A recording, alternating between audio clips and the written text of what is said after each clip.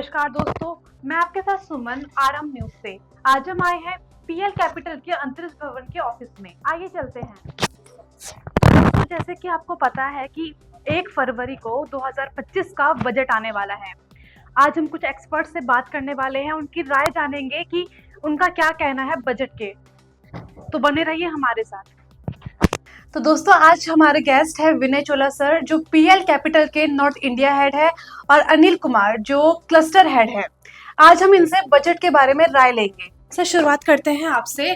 तो बजट के लिए आपकी क्या राय है? आने वाले जो आप देख रहे हैं कि 1 फरवरी को हमारा बजट निकलने वाला है, तो उसमें आपकी क्या राय है?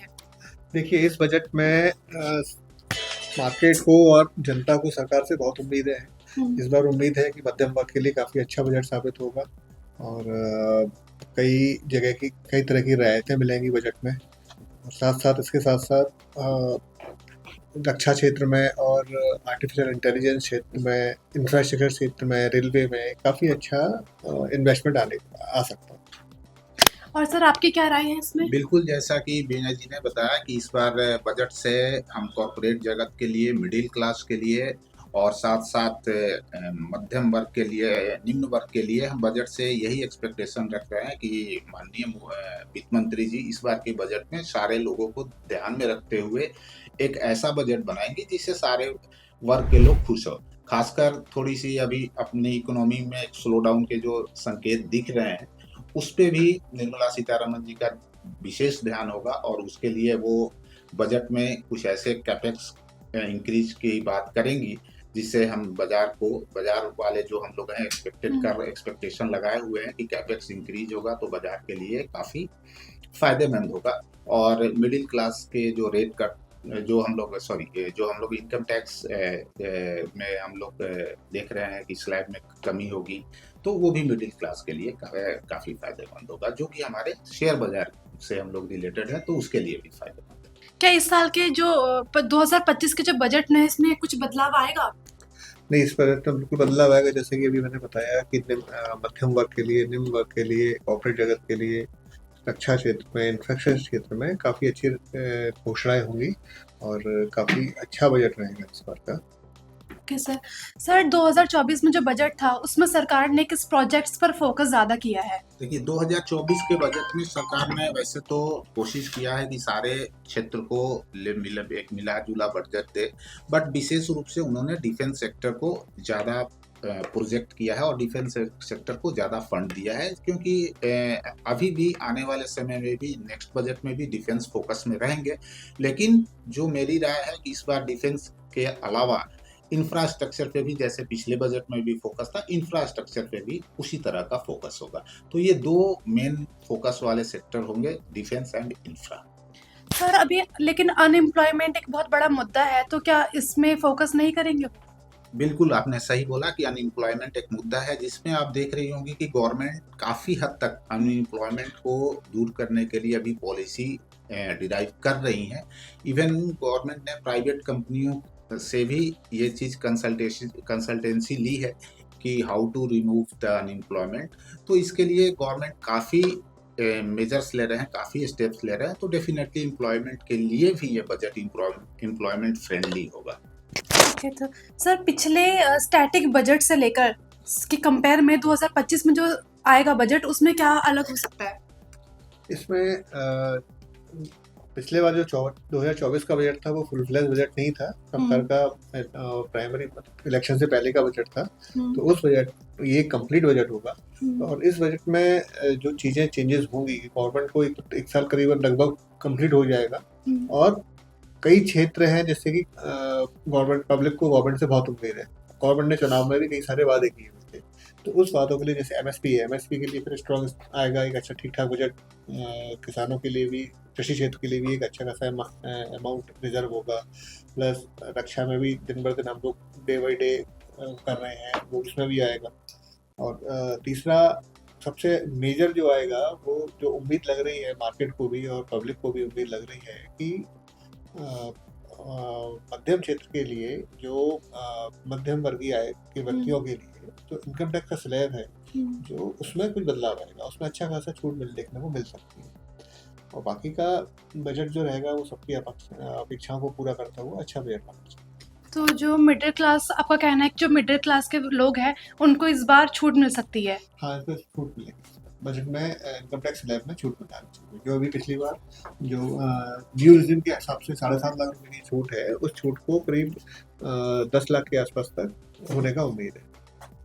तो सर 2024 के हिसाब से सरकार ने क्या अपने वादे पूरे करे हैं बजट के वर्ग में? नहीं, सरकार मोदी सरकार की एक खास बात है कि जो जितना वो वादे करते हैं वो पूरे करते हैं। तो अभी तक उनके जो भी कमिटमेंट थे, जो भी उनके चुनावी वादे थे, वो सारे पूरे। सर सरकार को 2025 में जो बजट आने वाला है, किस वर्ग में फोकस करना चाहिए? देखो, सरकार ने पिछले बजट में भी अपने मुख्य रूप से इंफ्रा, आपको रक्षा और दूसरा मध्यम वर्ग के लिए रिलेटेड बजट बनाने की कोशिश की थी। और इस बार का बजट 2025 का बजट स्पेशली जो होगा वो मध्यम वर्ग के लिहाज से होगा। जैसा हम लोग एक्सपेक्टेशन कर रहे हैं कि इस बार इनकम टैक्स स्लैब में छूट मिलनी चाहिए, क्योंकि मध्यम वर्ग के लिए ये काफ़ी एक डिसीजन ऐसा हो रहा है कि जो मध्यम वर्ग डिमांड भी कर रहा है कि नहीं, इसमें छूट मिले। और दूसरी चीज़ है कि सरकार को अनएम्प्लॉयमेंट के लिए कुछ ऐसे प्रावधान करने चाहिए जिससे अनएम्प्लॉयमेंट की जो हमारी समस्या थोड़ी बहुत है वो कम हो। तीसरा जो सबसे मेजर चीज़ हमारी स्टॉक मार्केट के लिए है, जो हमारे कैपेक्स, कैपिटल एक्सपेंडिचर बनने चाहिए। कैपेक्स जब बढ़ेगा तो हमारी इकोनॉमी को डेफिनेटली बूस्ट मिलेगा, हमारी इकोनॉमी ग्रो करेगी। जो थोड़े से इकोनॉमी में ग्लोबल सिनेरियो के पॉइंट ऑफ व्यू से जो थोड़े से इकोनॉमी में स्लो डाउन्स दिख रहे हैं, वो डेफिनेटली कैपेक्स के बढ़ने से इंक्रीज होंगे। तो हम लोग ये 3-4 चीज़ को एक्सपेक्ट कर रहे हैं कि एक तो टैक्स में रिबेट मिले, कैपेक्स इंक्रीज हो, और मार्केट पॉइंट ऑफ व्यू से यदि आप कहेंगे तो उसमें हम लोग ये देख रहे हैं कि सब, यदि जो कि अभी पॉसिबल नहीं लग रहा है करेंट सिनेरियो में, कि कॉर्पोरेट टैक्स में कुछ रियायत मिल जाए, तो ये हमारे मार्केट, स्टॉक मार्केट के लिए काफ़ी बेनिफिशियल होगा। इसके अलावा जो स्टॉक मार्केट के कुछ चार्जेस होते हैं लाइक एसटीटी वगैरह, उसमें कुछ रियायत मिल जाए तो ये हमारे स्टॉक मार्केट के लिए काफ़ी पॉजिटिव होगा। सर जीडीपी कितना रहेगा आपके अनुमान से? देखिए, जीडीपी में इतना कोई ज़्यादा फर्क नहीं पड़ने वाला है कि नॉर्मल जो मोदी सरकार का टारगेट है वो 5 ट्रिलियन इकोनॉमी, अपने इंडिया की इकोनॉमी को 5 ट्रिलियन करना है। और डे बाई डे इकोनॉमी बढ़ रही है, और इकोनॉमी बढ़ने के लिए सबसे बड़ा जो बैरोमीटर है वो स्टॉक मार्केट होता है। स्टॉक मार्केट तो के ग्रो करने के साथ साथ अपनी इकोनॉमी को हम मेजर कर सकते हैं। तो 5 ट्रिलियन इकोनॉमी जो हम लोगों की है, वो उम्मीद है कि वो 2026 तक हो जानी चाहिए। सर लॉन्ग टर्म कैपिटल के बारे में आप कुछ कहना चाहेंगे? लॉन्ग टर्म कैपिटल गेन में जो इस समय टैक्स है 20%, 15% का long term capital gain tax है, तो उसमें कोई चेंज रियायत तो सरकार से मिलने की कोई उम्मीद नहीं है। Long term capital gain as it is ही रहेगा। इससे रिलेटेड कोई सरकार से कोई उम्मीद नहीं, मतलब कुछ चेंजेस नहीं आने वाले। स्टॉक मार्केट में किसी भी तरह का छूट का प्रावधान, किसी तरह का टैक्स का चेंज, कमती बढ़ती का कोई उम्मीद नहीं। सर बजट में लचीलेपन की जरूरत क्यों है? बजट में लचीलेपन की जरूरत बेसिकली कहे तो 2 चीजों की वजह से है। 3 मेजर फोकस हमारे बजट पॉइंट पे होने चाहिए जिसमें थोड़ा सा लचीलापन आना चाहिए। एक हमारी समस्या है अनएम्प्लॉयमेंट की, जो कि थोड़ी बहुत दिख रही है, उसके लिए बजट में प्रावधान हो। दूसरा, मध्यम वर्ग को रियायत हो। मध्यम वर्ग थोड़े से नाखुश दिखते हैं हमेशा बजट के बाद, तो इसमें डेफिनेटली लचीलापन होना चाहिए। और चूंकि इकोनॉमी में ग्लोबली थोड़ी सी स्लो डाउन्स दिख रही है, तो इस वजह से ऐसा बजट हो कि जो इकोनॉमी को भी बूस्ट दे। तो इकोनॉमी को बूस्ट मिल जाए, मध्यम वर्ग को थोड़ी रियायत मिल जाए, इसलिए बजट थोड़ा सा लचीला होना चाहिए। तो दोस्तों ये थी हमारे एक्सपर्ट्स की राय। कमेंट बॉक्स पे अपनी राय बताना ना भूले। धन्यवाद।